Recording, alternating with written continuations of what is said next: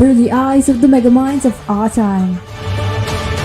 The Diagnosis, a pro analysis. Every Saturday from 4 p.m. to 5 p.m. on Relax Radio. Hello and welcome to another episode of The Diagnosis, a pro analysis where we talk about and try to find the solutions for the current crisis here in Sri Lanka.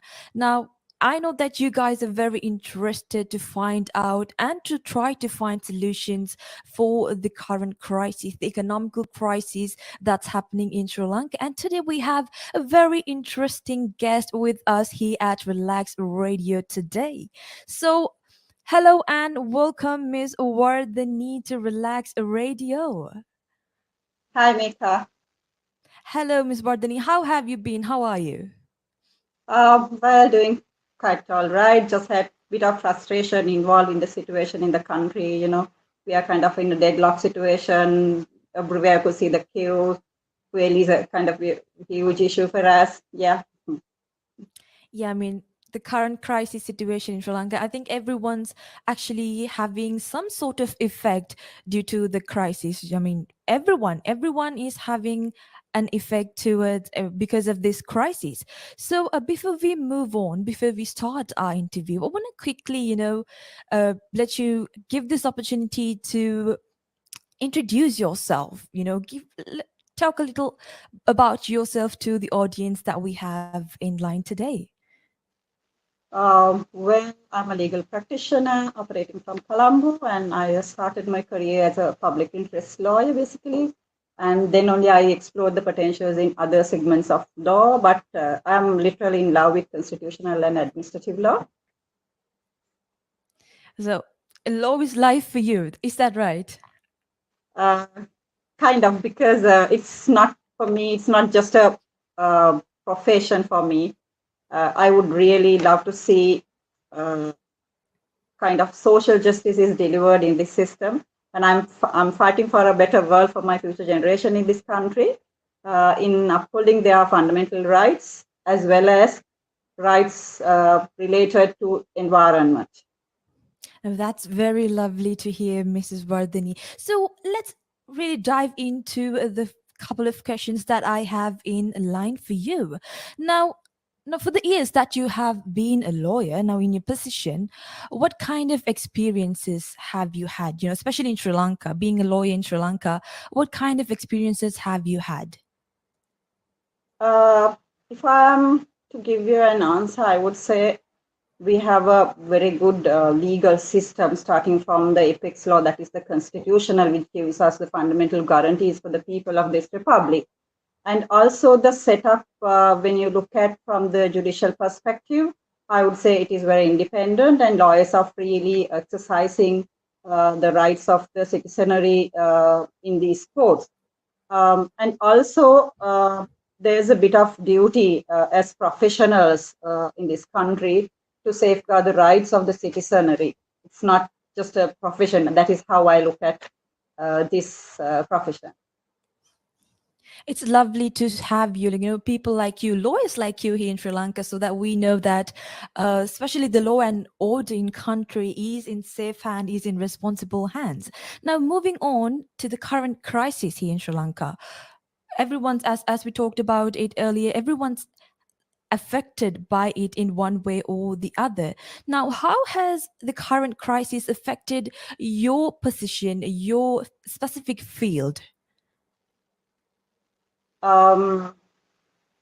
It's like this.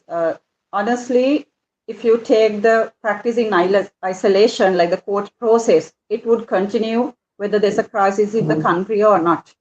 But the duties and responsibilities of the judiciary and the officers of judiciary, including the lawyers, is becoming very critical and sensitive matter. And you must have noticed throughout, lawyers taking the forefront in protecting the rights of the youth who are struggling for a better reason. And I would say even the judiciary being very independent throughout, and they are delivering justice to the greatest extent in recognizing the rights of the youth in exercising their rights, including right of association, right for freedom of expression, and so many other rights engage with their daily activities, especially if you see from Gotagama to wherever the streets, people are fighting for justice. Mm-hmm. Yeah, now this situation in Sri Lanka, the current situation, it's something that we really haven't seen before. It's something new for us. Now, according to what's happening around us, especially during this crisis, what's the importance, how important it is to maintain the law and order, especially right now? If you look at the issue in the bigger picture, I would say it is not something just pop up over a night. It is the accumulation of the frustration of the people in this country. So there's an economic angle involved in this crisis from the inception, and it got further accelerated because of the elements, other international elements involved. For example, the economic crisis that we are facing in the world, and also the last Rajapaksa regime, who extremely undemocratic manner they handle certain aspects, as well as mismanagement of public funds. So with that background only, we must look at the law and order, because we can't take the law and order in isolation. And especially with the recent incident occurred from the 9th of May, when silent, peaceful protesters, unarmed people, when they are exercising their rights, seeking for a better future for this country as a resolution for prolonged agony of people in this country, were severely attacked by an organized mob with the blessings of certain political elements. That is the truth and fact, and I think there's nothing to deny. Although there have been different interpretations given to this incident, since we've been engaged in this incident as well as providing certain legal assistance throughout in this process, it is very clear everything initiated with the intention of getting some reaction from the people on the ground, and that only brought the country into such a lawless situation, especially over 2 nights. And with that only, there's a massive distraction, loss of property, damage done to the economy, as well as personal life, liberty, and the properties are being destroyed. That is not something we would really recommend at any given cost.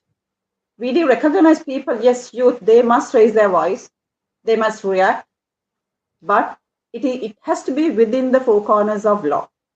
So we made it very clear, and it was expressed everywhere, no protection, no legal assistance being granted to anybody, either from Gotagama to wherever from the street, if they are trying to take the upper hand and seeking justice from the road, not through the proper channel and not according to the law and order of this country.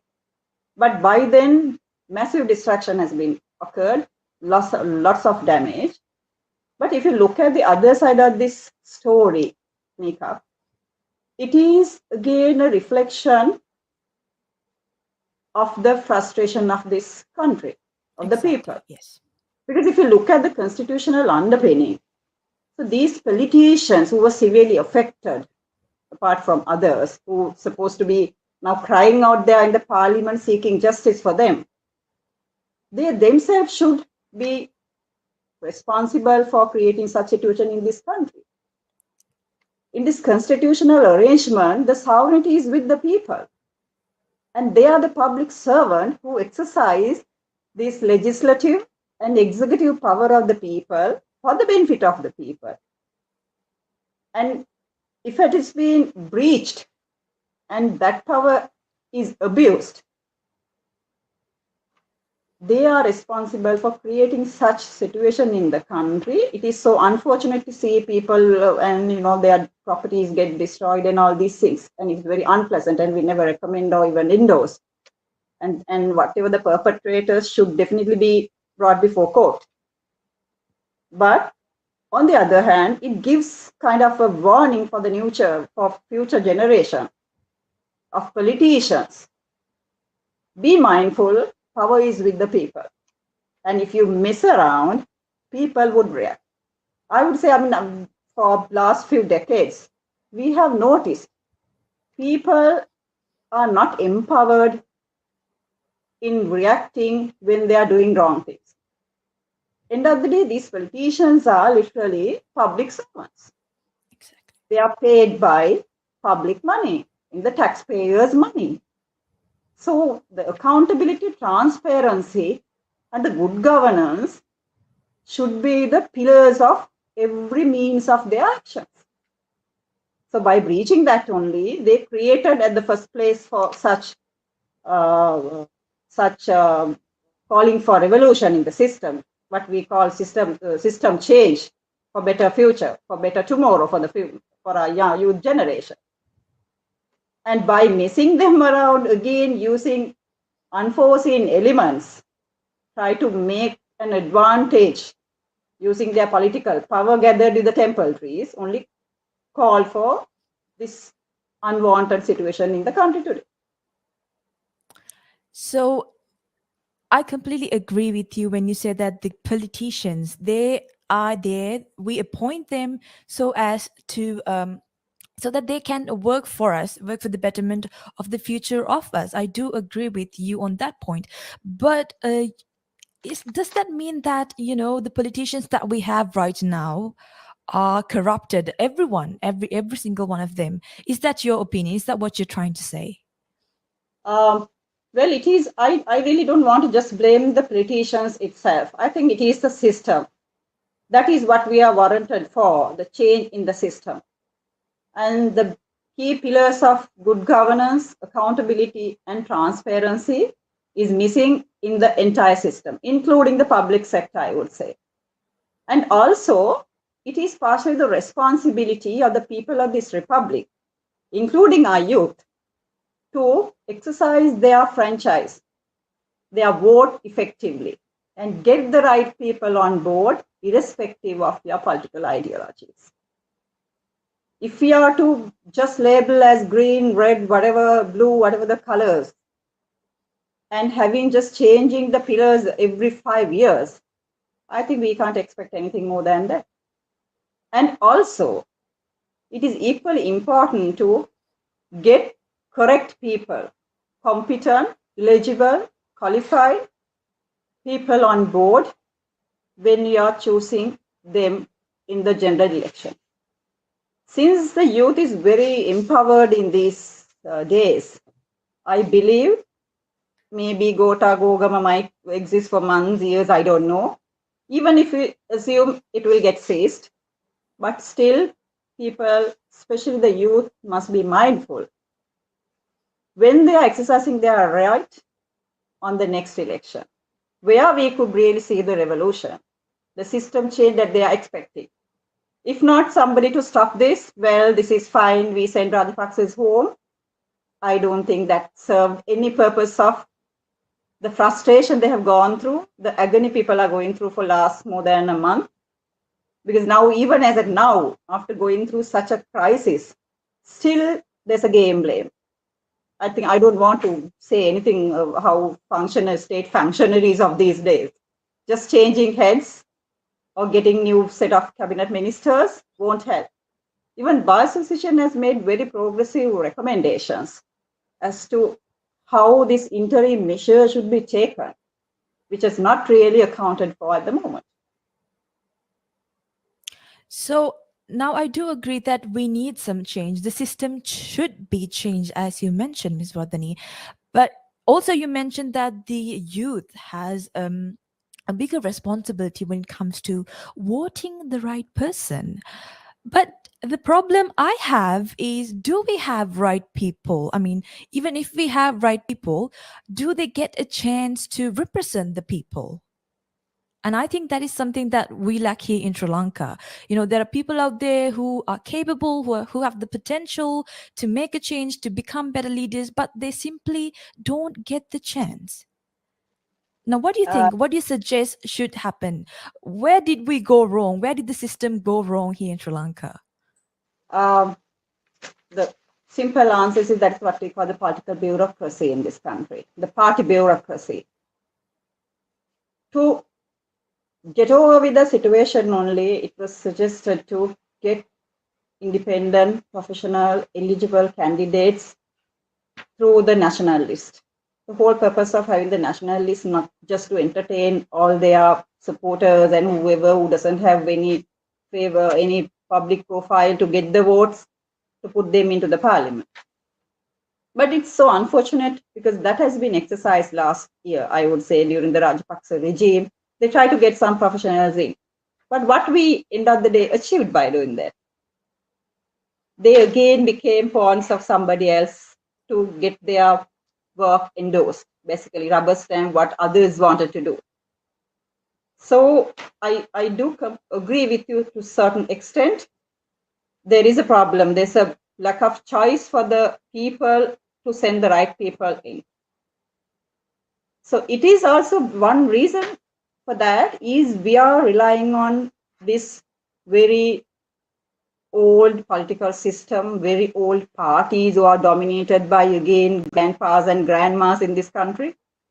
So it is the time for the youth to come up with new ideologies and get all the professionals, everybody interested from village to town into one platform and getting them organized as a separate political group.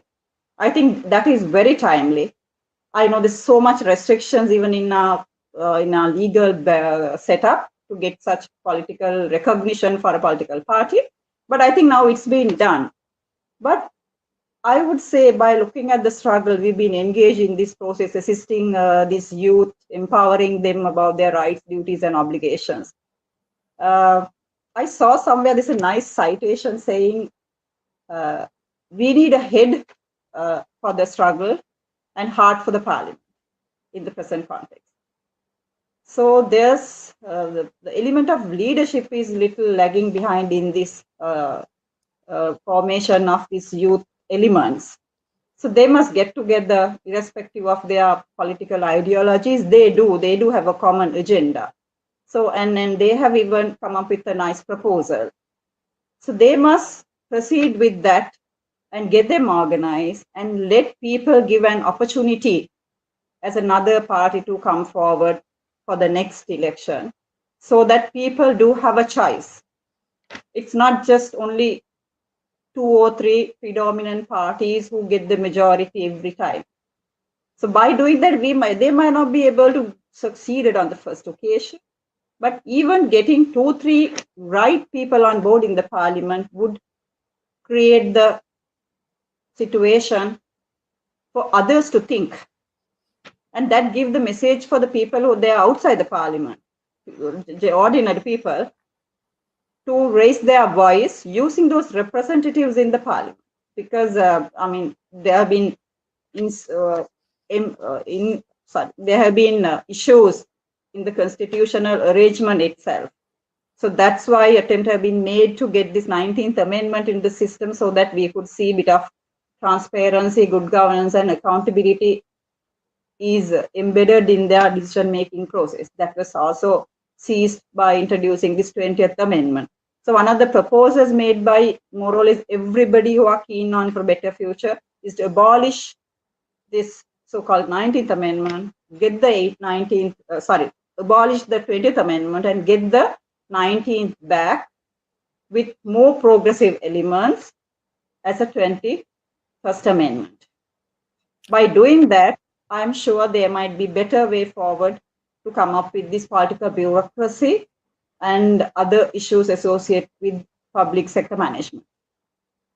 Now, that was very insightful, and I hope that to everyone who's listening, especially to the younger generation who's listening, that will be very interesting and an eye opener if they want to, take the leadership here in Sri Lanka, in the country. Now, talking about amendments, even myself, I really have, not a very great idea about that. The 20th amendment, the 19th amendment, and I've seen many boards and placards in the protest as well.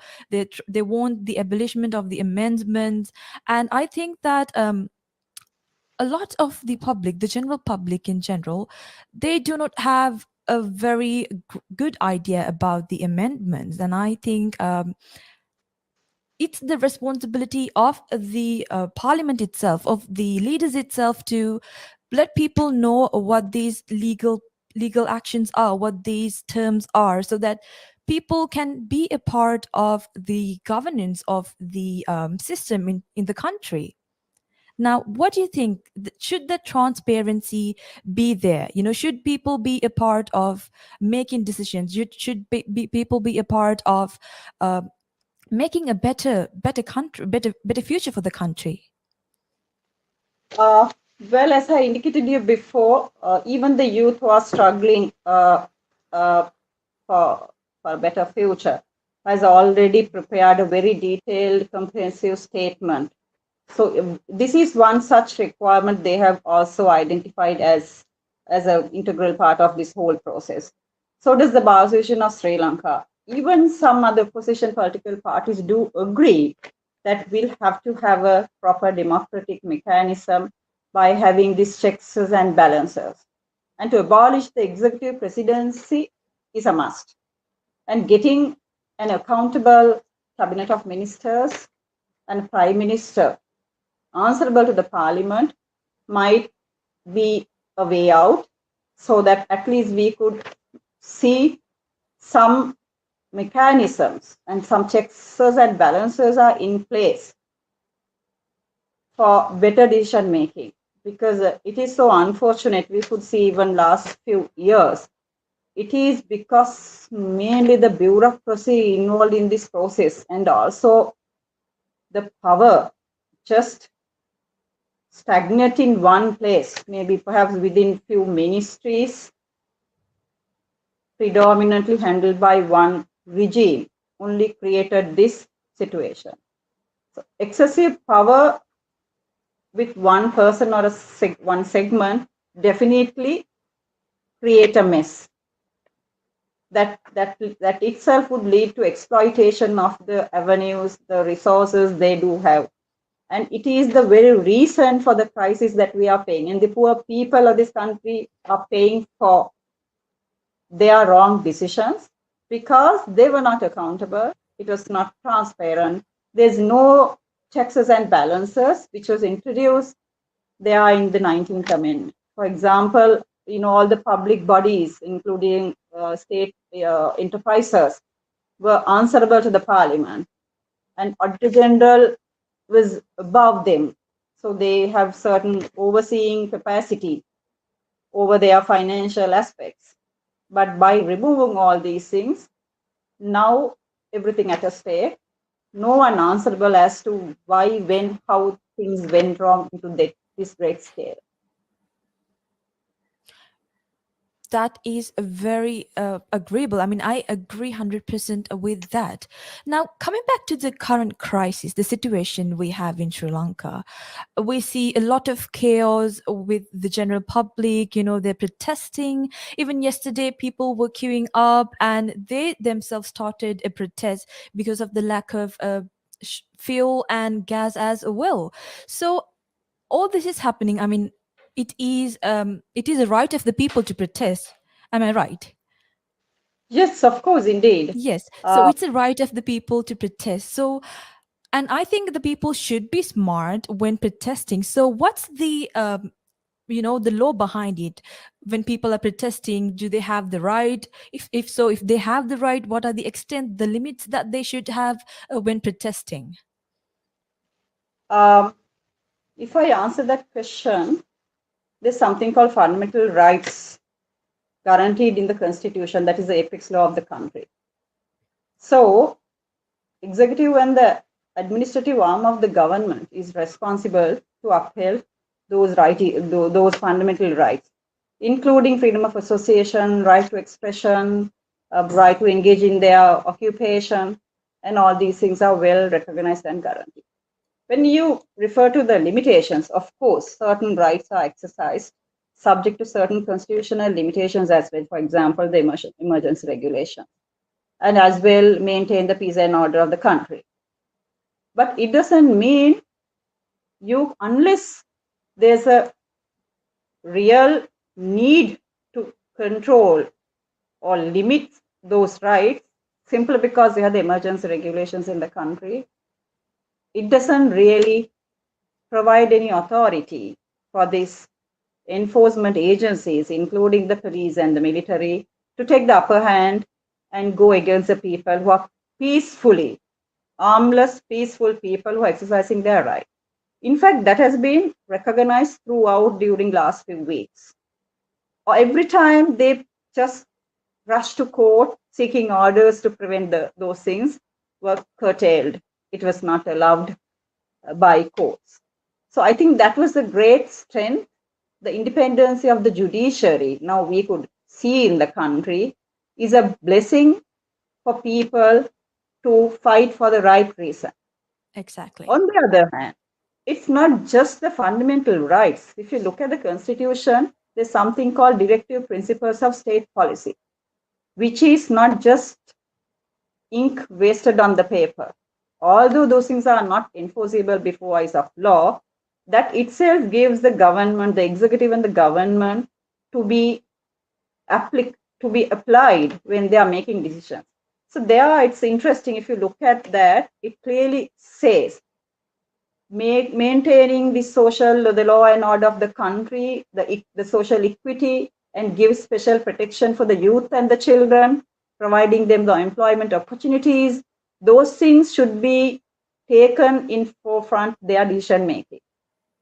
So if somebody just try to escape saying it is for the national security, it is just to maintain the law and order, we'll have to restrain those things, I think it is no longer applicable. And I'm really glad to see, because we've been in the public interest litigation work, and sensitizing people is also part of our job. I mean, I consider this as a part of our job. But up until now, there's a bit of a lacuna in empowering people. How much we talk, how much shows we conducted on media, sometimes they are just can't be bothered basically about their rights. They are just sleeping on it. By the time they exercise their rights through litigation, sometimes it's too late. But this time I would say people do aware. If you look at the slogans, I'm very impressed. Not that I don't want to see that happen everywhere, because that affects the day-to-day life of the citizenry. So they should be very mindful in exercising their right, not to disturb, not to destroy, not to create a mess out of exercising your rights. But you could see now people tend to understand and believe sovereignty is with them. And these politicians are their public servants, none other than that. And they are no longer considered as VIPs. So I believe this changing the culture, that is a turning point for me. Because that is what we are calling for all the time. We are fighting for social justice. We are asking people to be aware of your rights, exercise your rights, go against people, whatever the officials, the bureaucracy in the public sector, when you are supposed to get some service done. It is not just the economic angle involved in this crisis. Because now people do tend to believe, understand, and demand for their rights. And it is a very good democratic trend we always encourage as lawyers. Yes, now as you mentioned, within the past couple of months, we did experience a lot of lively action from the lawyers, from the judiciary section in Sri Lanka. And it was actually very impressive, especially the Bar Association. They had the people, they had their back. And whatever said and done, whatever happened, the lawyers, the judiciary section, they were with the people. I mean, they represent the general public. And as you mentioned, now the people have understood that the politicians, the leading parties, they work for the people.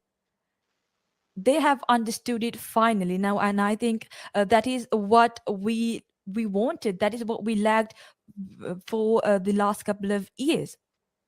Now, with that being said, we are moving to a short commercial break. So stay tuned. Don't dare go to anywhere, because we'll be right back. We have lots to talk about, a lot of political and law related information that we want to share with you with Ms. Wardani Karunaratne. Sorry, we have that we have in our studio today. So stay tuned. Don't go anywhere. We'll be right back.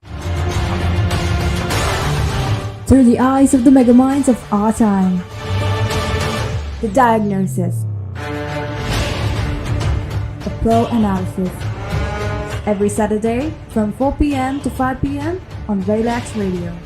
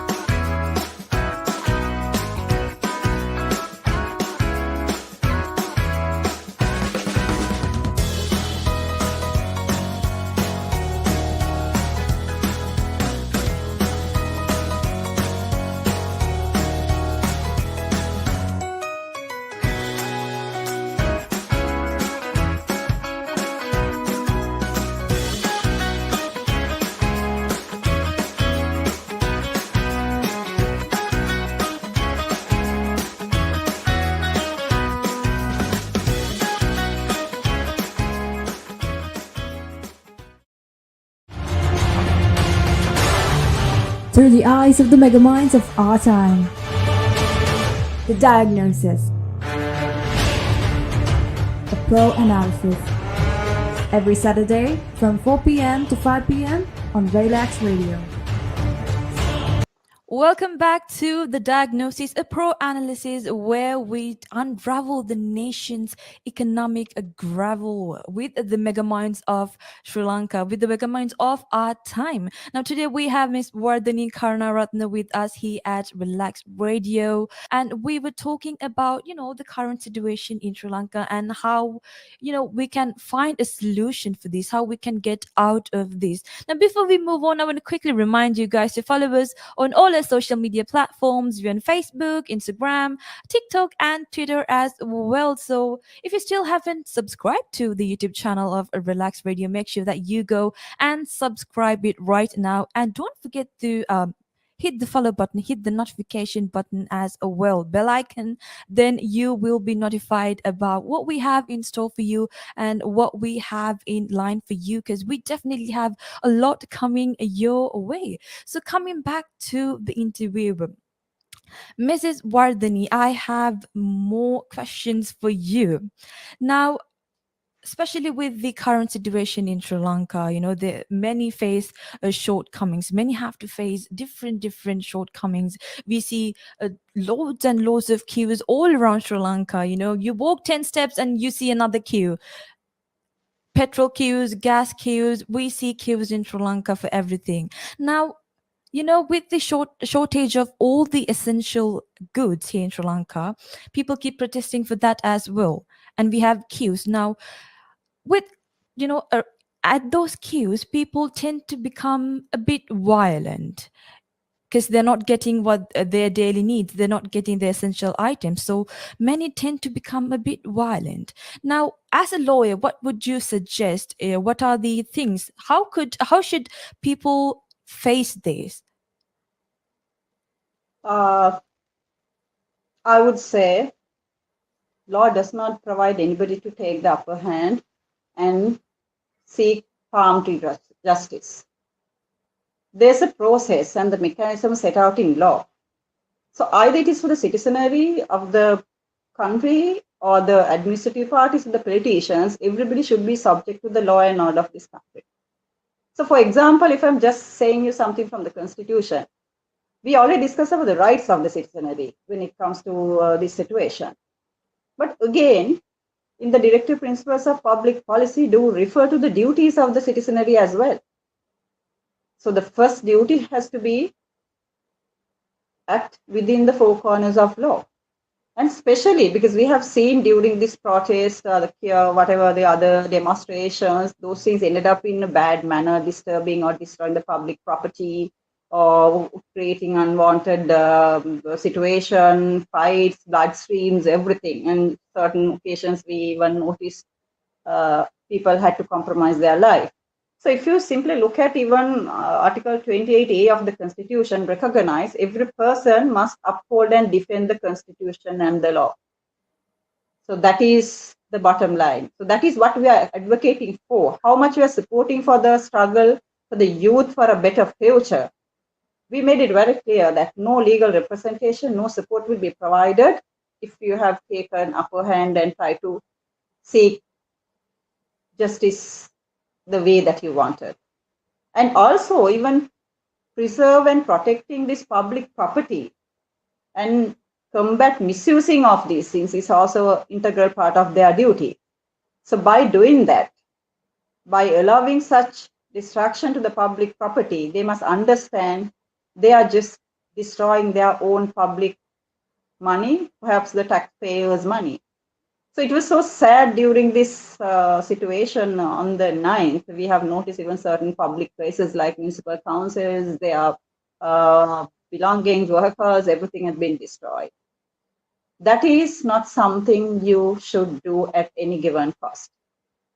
Because, first of all, it is violating your fundamental duties as a citizenry of this country.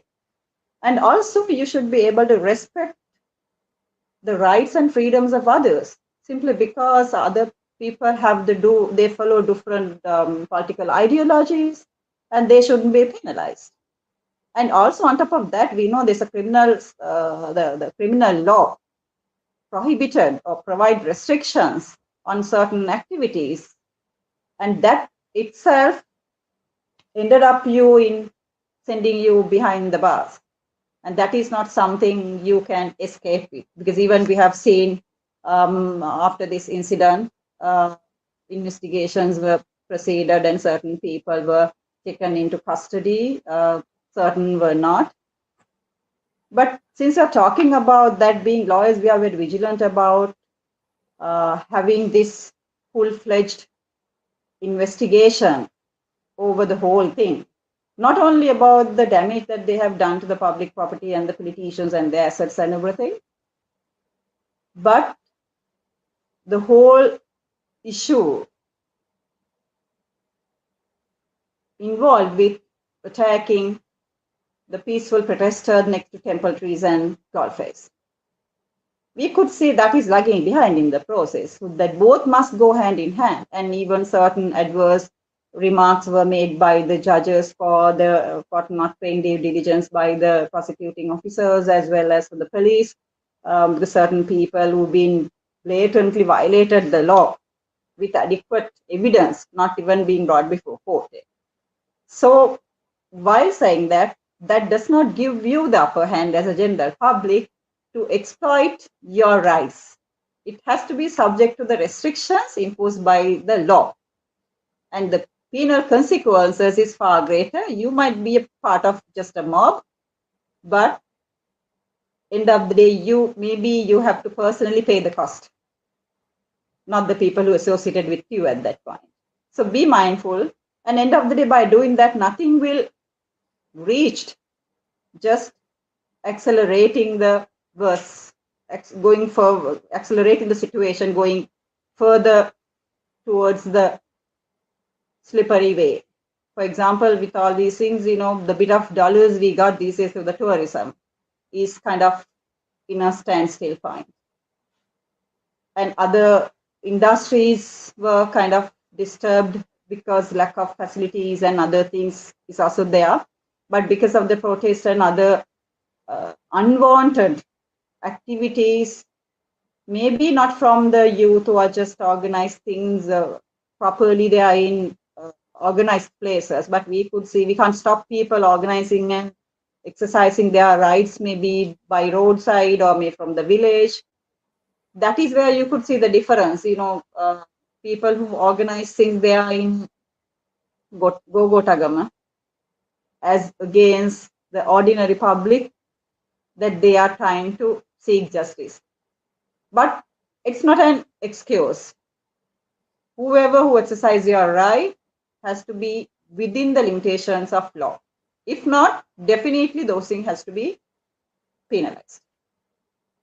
Yes, exactly. Now, speaking about law and how people, the general public, should be aware of the, trivial laws, I think that the general public in Sri Lanka, they do not possess a good knowledge about the law.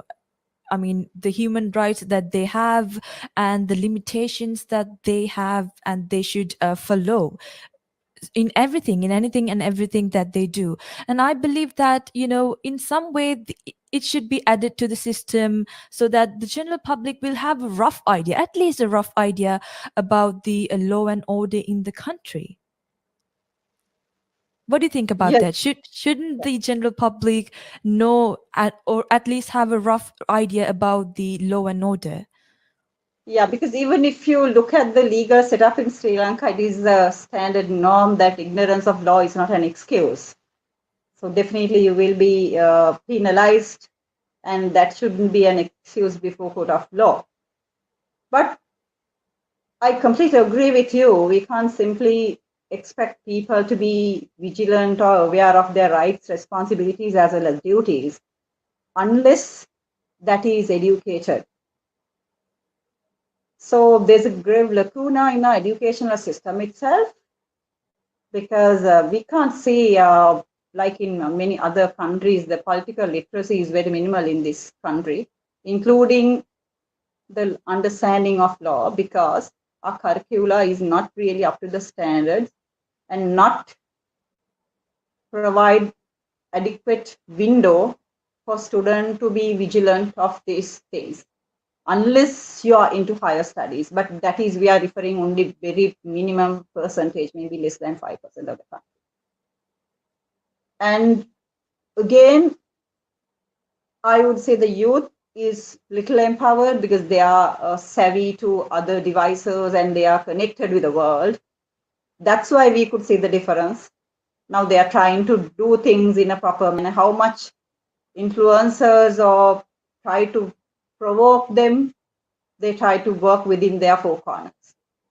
But when we go to the village, that's exactly what happened. They don't know the limitations, because maybe one reason, as you said, due to lack of understanding and knowledge. So they have to restructure and revisit the education system itself. And this citizen education has to be started from the kindergarten. Unless you inculcate this law into their mind, not as in like pieces from constitution to the other law, but basic understanding, and to make a law-abiding citizen from the kindergarten, you might not be able to see any transformation in near future. Now, since you said that, the law, to make a law abiding citizens, we should start from this kindergarten itself. I do agree with that. Now, do you think that Sri Lanka is in this position because we went wrong in the system? We went wrong in that point in the system. Sorry, I didn't get your question correctly. Sri Lanka right now is in this position. We are in this crisis, in a chaotic situation. Is it because we didn't get it right? Is it because we didn't implement this thing, the system correctly from the small ages? Uh, there is a connection between that and the crisis, but I would say it's not just, people shouldn't be just blamed for their ignorance. That is again the responsibility of the state, the executive and the administrative arm of the country, to keep people aware of this. And it is going beyond that, Mika. It's not just people who must be responsible. They have to take responsibility to some extent, but it is mostly the politicians, the bureaucratic system we do have, with lack of participation, lack of transparency, accountability, and good governance. So when you say good governance, it is a very broad concept and principle. So that entails the rights and duties of the citizenry as well, because it shouldn't be single-handed in operation. But it is mostly not the general public.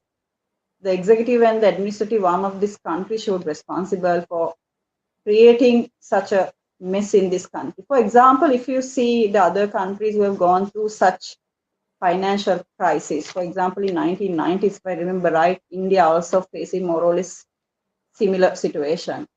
But they made the right decision at that point. A non-political person, I think Manmohan Singh, who's well competent and who had international background, got into the position of Ministry of Finance. And with his visionary arrangement, restructured many things, the public sector, and they secured certain facilities. And with a proper management, they managed to secure their financial crisis. Some point it was just $6 billion their dollar deposits, but I think now they are hitting more than 630 billion.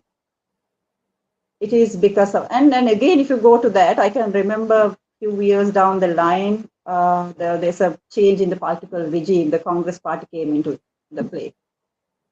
Then then the Gandhi people, they refused to take the leadership, and it was given to Manmohan Singh to continue. That is kind of a political discipline we required for a country. It's not just for your own betterment, and you must understand you're held responsible with the people, and all these powers, functionaries, everything is held in public trust, meaning that you can't exploit it. You must use your better decision making, your better approach, everything for the betterment of the people of the country, not just to rip them off or to increase their reserves in somewhere or some other country, or to have their own monopoly in all other sectors. So we have live example even everywhere in the world. That is how whatever the country who have overcome this financial crisis, it's not overnight thing. With a visionary approach, getting the right people on board, only we will be able to do. For example, even now, that has been suggested to have this special advisory council consisting of independent, capable professionals, and get their service to come up with this crisis. That must be the short-term solution. And certainly, debt restructuring, again, bridging finances, and divestiture or maybe privatization, certain public bodies, those kind of critical decisions that they must make with a sound background. And you can't do that arbitrarily simply because you wanted to get a better margin or have, certain percentage. And this is the country we used to call certain ministers as Mr. 10%. So I would say 90%, it is the politicians, the executive and the legislative arm of the government should be held responsible in person, in person. Because people have exercised their rights diligently or not, once it's given, it is a constitutional duty arriving out of the constitution. For them, there's absolutely no way of getting rid from that liability. Even if there's any financial crisis, yes, if it is a ground situation, they have given the authority, power, everything to come up with a proper arrangement within the four corners of law, which they have failed. And this has been focused for some time. Even the opposition people, they do make a noise in the government saying we'll have to look at, and we are going for a slippery road, which was not heard. Until people gather there in the Gotagama, still they were trying to playing short-term cards, or perhaps trying to gain further benefit they could by entering into certain deals. And those things were in public domain. I don't want to really divert this whole thing into a political conversation, but we can't take the law and order in isolation, unfortunately. And it is the ground reality. And that is what people are crying for. And they are paying for somebody else's sin. And poor people are struggling like nothing. I couldn't even imagine how people survive with the pittance they get as in their monthly salary or daily wage. Situation is so bad. Still, they are trying to keep the things under cap. And it is the right of the people at least to get to know where are we stand. Exactly. I think you must have heard, according to this recent study done by Johns Hopkins University, the inflation rate, what they have said is utterly misleading. It is 6 times greater than what has been stated in public. So that is where we are standing now. So unless it's now, I don't think there will be any turning point for this country. Unless people get together, multidisciplinary approach, getting the right people on board, and come up with a proper short-term and long-term plan. Exactly, Ms. Wardani. Now, with all that being said, would you ever consider becoming a politician? Well, not at all, because literally I'm sick of the system. Maybe there might be a little hope after the gender election, maybe in 2 years' time. If you could see the right people on board, certainly a lot of, not for us, I mean, there's a lot of opening for the new generation. I would really, really love to see young people fighting for the right reason. They are in parliament, voicing the needs of the people of this country. Because we have seen even, as I think I mentioned once, the people who just elope with the Rajapaksa regime, so-called professionals, ended up in such a misery way because they just try to stamp what other politicians wanted, not using their due diligence, their skills for the betterment of the country. So no point getting that kind of people there again into the parliament.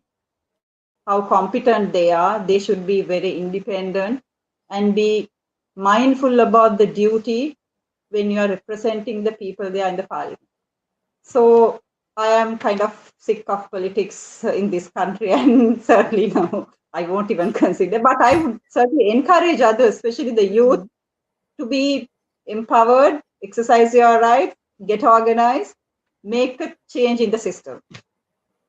Now, but Ms. Vardhani, now you are a very educated, even not only when it comes to politics, sorry, and law. You're certainly very educated in almost every field. Now, won't you think that you'll be in a way, you won't be responsible. You'll be how can I say that? How you'll be because the people right now, people in Sri Lanka, they need proper guidance, they need a proper leadership, they need a knowledge, they should be educated about what's happening and what we can do, the solutions that we can come up with to get out of this crisis situation. So don't you think that it is your responsibility to get out there and become a leader body, become a leader and guide the people? Well, I would say there's a very positive move these days. A lot of professionals from different disciplines, not just the lawyers, many disciplines are now getting together and they are extending their immense support for the not only for the youth who are just struggling there for a revolution, even for the state. I have seen, they have even offered their support. We will just come forward if you have to come up with a proper system. But nobody just wanted to get engaged with the government unless there's a clear-cut role defined in a proper democratic, transparent manner. That's what we were advocating for. Get a proper council done as an interim measure, an all-party political arrangement, not just shifting heads from this to the other. And we could see the competency of the people who are handling key areas of public management, economy, everything. And that is what we call so-called scientific way of distributing ministerialships, according to somebody years ago. So I think still competent people do believe in assisting government for a real change, and they do already extended their support for the youth. But as I indicated, I could really see we need a proper head for the youth and heart for the parliament. They should be more vigilant and sensitive towards the burning issues of the public. Even as at now, their priorities are so different. They are worried about getting a new house or how to get them compensated. We feel we have the empathy towards them. But now we can't see the real change people wanted to see that happen in this country by having this struggle. So it is one reason why these expert, whoever capable people really don't want to come forward and extend their support for the government. Because end of the day, they should also be just thrown to a garbage bag, like what happened to this Rajapaksa regime, people who just extended their support, the independent professionals. So with a better system only, people would certainly come and extend their support to the government. And I'm sure there's enough guidance, assistance, and support is given to the youth. And they have been now mobilizing. They have come up with a fancy, perfect plan. I don't know how far those things will be taken into consideration when making further progress of their future plans, maybe even for a short-term plans. And being lawyers, I think we have been taking forefront, even in all these struggle areas in Gotagogama. There's even a legal aid clinic. We do conduct awareness programs more or less every day. People physically deployed so that people feel they are secured. So does even the doctors and other professionals also now taking the forefront when situation was not that great on the particular day on the 9th. They all just mobilize and try to extend their support. But it is end of the day the duty of the government to win the heart of the people, and especially to secure the support whoever who could get, because the ramifications internally and internationally is far greater unless they do something right now. So every minute that they are wasted is at somebody else's account. That is not only the 6.9 million who voted them. It affects each and every people, including the unborn generation of this country. Mm-hmm. I'm saying this is great responsibility, because end of the day, what would happen? You have to, because of the great debtness we have, they have to even lease out of resources, the facilities we do have, the natural resources that we could generate some income can be even given outright. So it is the duty of the state to preserve, secure all these things and equal opportunities, not only for the future generation, not only for for the present generation. So future generation, including the unborn of this country, has the equal right to be enjoyed all these natural resources, as well as other resources for their education, for their proper livelihood, for their basic essentials, the security, social order, everything. So I don't really see, without just putting pasting parcels from here and there, they are not really conscious about the duty towards the present and future generation of this country. Exactly, Ms. Wardani. So that means that we will not see you in a political body in the future, right? So there's no possibility to see Yes, you not at in the all. political. Not at all. But certainly, You I would are that. consider my, yeah, So you despise politics. Is that so? yes, yes. Especially because what you've been witnessing in Sri Lanka. Yeah, but yeah, it's because of that. But at the same time, I would say the women representation is something lagging behind. We need a lot Exactly. of powerful, strong women in the parliament. It is so pathetic to see even 2 days ago when appointing the deputy speaker, a name of a very competent, clean-handed lady was rejected by the majority. So that is kind of democracy that we are talking about at the moment.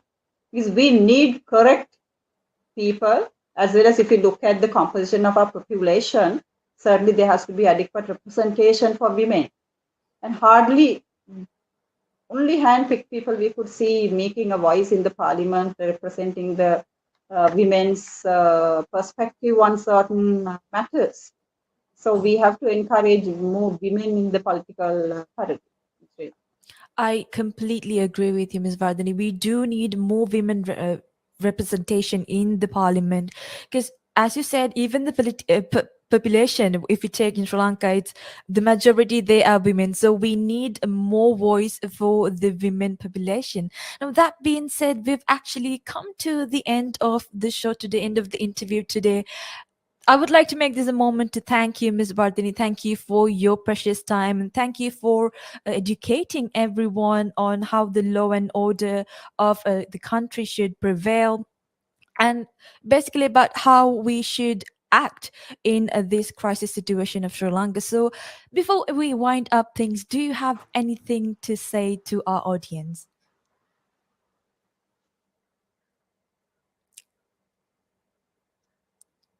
Ms. Bardini, I think we are having a technical issue. I think Mrs. Wardani is having a technical issue right now.